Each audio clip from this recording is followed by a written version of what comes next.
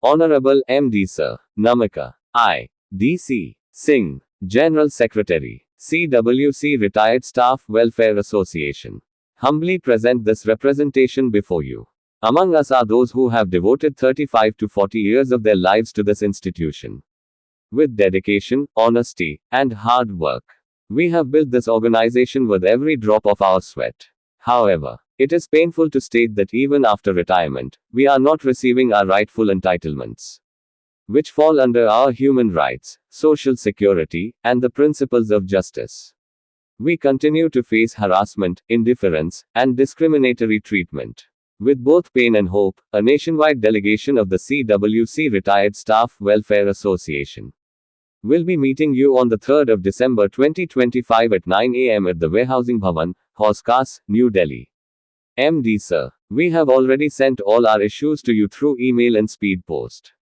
We trust that you have taken cognizance of them and are considering the matter seriously. We earnestly request you to kindly grant us time for a discussion, whether in the CWC conference room or any appropriate place within the Warehousing Bhavan, so that a practical and lasting solution may be reached and a clear assurance is recorded in the minutes of meeting. MD Sir, the reputation and success of any organization are built upon the loyalty and hard work of its employees. Today, CWC stands tall, with multi-crore profits, modern warehouses, and strong financial stability. All this progress is the outcome of the tireless efforts of the retired employees, who are now struggling after retirement. We approach you not with any confrontation, but with the expectation of justice and humanity. I would like to briefly place before you the major issues. First, medical facilities. Regular employees receive lakhs in salary and unlimited perks, including medical benefits. However, retired employees, who truly need medical support, have a very low OPD limit. We request that the OPD limit be increased to 50,000 rupees per year. We also request that the entire health insurance premium be paid from EBT fund or CSR funds, because regular employees already receive high salaries and multiple benefits under the Trust Act 1880 and Income Tax Act 215. They do not fall within the parameters of beneficiaries. Retired employees are the true beneficiaries. It is the responsibility of the CWC management, under CSR, human rights, and social welfare principles, to ensure the safety and well-being of its retired staff. Second, EPF surplus amount. Between 1996 and 2010, around 40 crore rupees of EPF surplus was kept in a suspense account, which with interest has now grown to 180 rupees 200 crore. This is the hard-earned money of employees. We demand that this amount be returned with interest within 15 days. Third, misuse of EBT trust fund. The trust created for the welfare of retired employees is being misused for regular and high-paid employees. In 2021 and 2022, 7.80 crore rupees was distributed without proper selection criteria. This financial irregularity, along with the 80% increase in health insurance premium in 2024, should be investigated by CBI. Fourth, PRMB premium hike and irregularities. The 80% increase in PRMB premium and the irregular disbursement of 7.80 crore rupees from EBT fund amounting almost to a form of money laundering returning to unions, officials as cut money, must be investigated by CBI. We also request that CWC inform retirees within 15 days regarding when the 10 crore rupees PRMB fund was deposited. Fifth, representation in PRMB trust.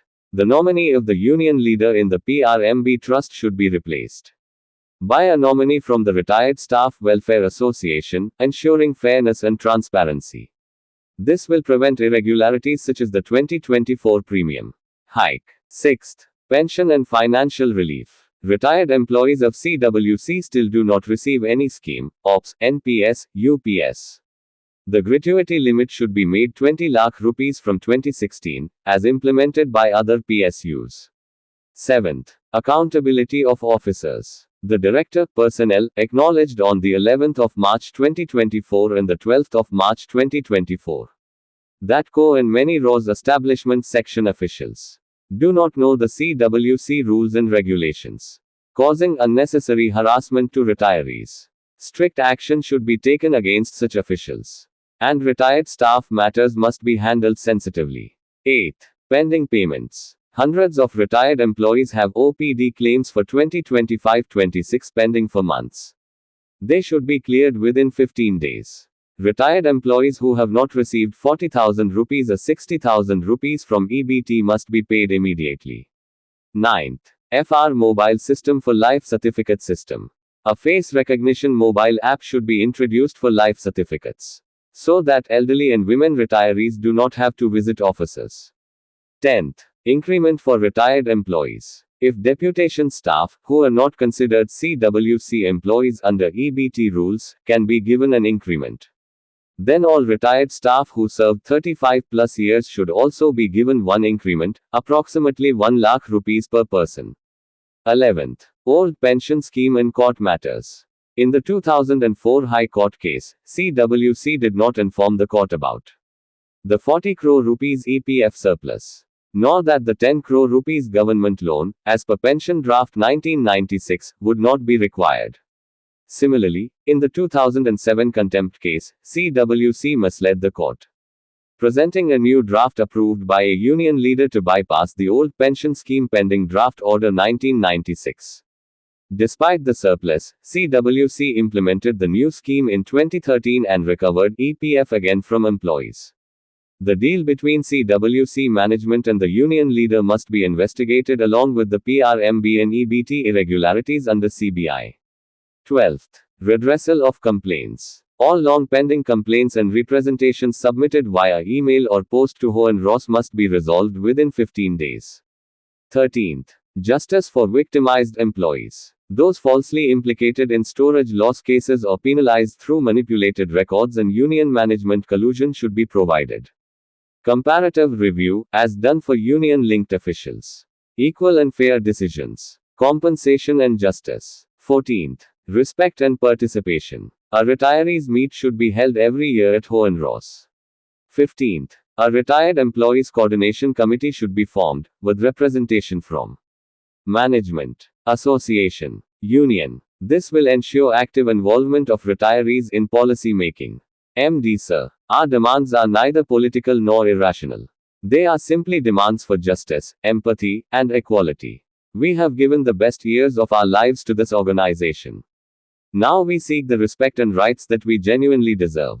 We hope that under your leadership, positive decisions will be taken on these matters. And that in the meeting scheduled for the 3rd of December 2025, meaningful discussions will lead to concrete solutions. We trust your sense of justice and compassion. Thank you. Jaya Hind. Jaya Bharat. Vande Mataram. CWC Retired Staff Welfare Association, Lucknow, Zindabad.